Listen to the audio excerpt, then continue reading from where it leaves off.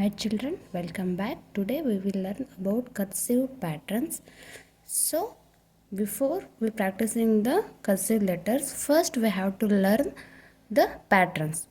So ಪುಟಾಣಿಗಳೇ ಇದೀನಿ ನಾವು ಕರ್ಸಿವ್ ಪ್ಯಾಟ್ರನ್ಸ್ನ ಯಾವ ರೀತಿಯಾಗಿ ಬರೆಯೋದು ಕರ್ಸಿವ್ ಪ್ಯಾಟ್ರನ್ಸ್ನ ಅಂತ ನಾವೀಗ ತಿಳ್ಕೊಳ್ಳೋಣ.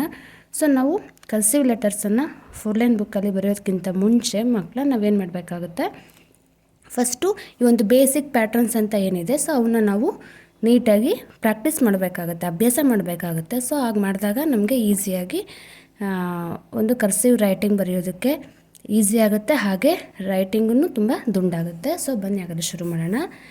So loop pattern, inverted loop patterns ಅಂತೇಳಿ ನಾವು ಈ ಪ್ಯಾಟ್ರನ್ಸ್ನ ನಾವು ಕರಿತೀವಿ ಮಕ್ಕಳ. ಸೊ ಇವನ್ನ ನಾವು basic patterns, basic cursive patterns ಅಂತೇಳಿ ಕರಿತೀವಿ. ಇವು ಸ್ಮಾಲ್ ಲೆಟರ್ಸ್ನ, ಕರ್ಸಿವ್ ಸ್ಮಾಲ್ ಲೆಟರ್ಸ್ನ ಅಥವಾ ಲೋಯರ್ ಕೇಸ್ ಲೆಟರ್ಸ್ನ ಬರೆಯೋದಕ್ಕೆ ಈಸಿ ಆಗುತ್ತೆ. So like this. First blue line to red line, one standing line, then curve, then again touch to this blue line to red line, blue line to red line, blue line to red line, again blue line to red line, curve.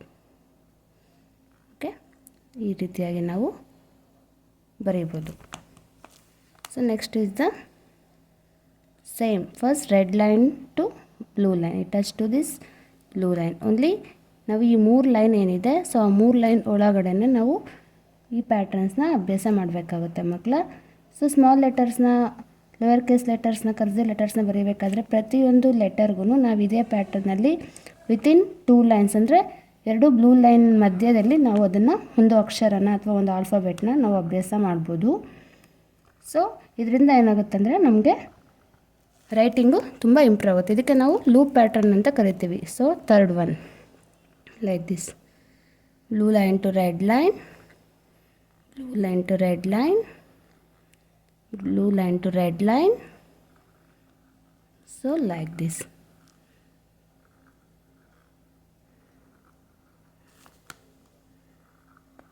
Okay, so ಈ ರೀತಿಯಾಗಿ ನಾವು ಬರಿಬೋದು.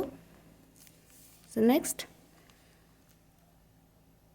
Letter ಐನ ಬರಿತೀವಲ್ವಾ, lower case I ಅಥವಾ small letter. So ಈ 2 blue line ಮಧ್ಯೆ ನಾವು ಈ ರೀತಿಯಾಗಿ ಈ ಪ್ಯಾಟರ್ನ್ನ ಅಭ್ಯಾಸ ಮಾಡಬೇಕಾಗುತ್ತೆ ಮಕ್ಕಳ. So like this.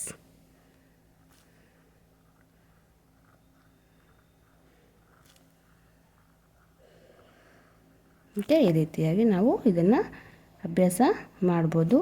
2 blue line ಮಧ್ಯದಲ್ಲಿ ನಾವು ಇದನ್ನು ಬರಿಬೇಕಾಗುತ್ತೆ ಪುಟಾಣಿಗಳೇ. So next is the 5th one like this, letter J. ಇದನ್ನು ಈ ರೀತಿಯಾಗಿ ನಾವು ಸ್ಟಾರ್ಟಿಂಗಲ್ಲಿ ಪ್ರಾಕ್ಟೀಸ್ ಮಾಡಿದಾಗ ನಮಗೆ ಈಸಿಯಾಗಿ ಆ ಒಂದು ಲೆಟರ್ಸ್ನ ಅಥವಾ ಆಲ್ಫಾಬೆಟ್ಸ್ನ ಬರೆಯೋದಕ್ಕೆ ಈಸಿ ಆಗುತ್ತೆ ಮಕ್ಕಳೇ. Like this.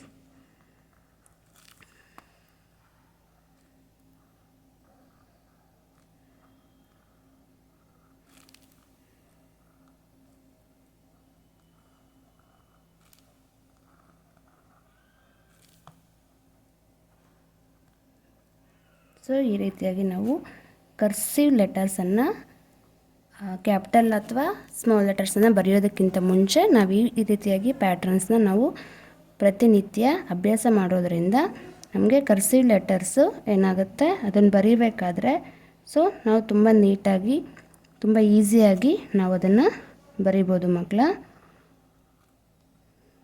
So like this, blue line to red line, blue line to red line, like this. So this is 7th one. ಇದೆಯಲ್ಲ, ಇದಕ್ಕೆ ನಾವು ಇನ್ವರ್ಟೆಡ್ ಲೂಪ್ ಅಂತೇಳಿ ಕರಿತೀವಿ. So like this.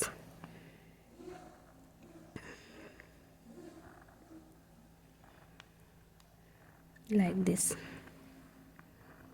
Inverted loop pattern.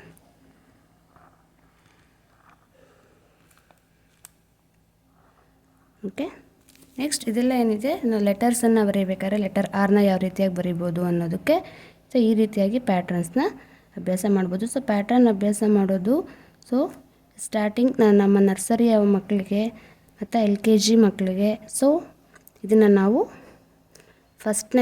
ಮೊದಲನೇದಾಗಿ ಇದನ್ನು ಅಭ್ಯಾಸ ಮಾಡಿಸೋದು ಆದ ನಂತರ ನಾವೇನು ಮಾಡಬೇಕು, ಸೊ ಈ ಕರ್ಸಿವ್ ಲೆಟರ್ಸನ್ನು ಬರೆಯೋದಕ್ಕೆ ನಾವು ಸ್ಟಾರ್ಟ್ ಮಾಡಿಸ್ಬೇಕು. Okay, like this.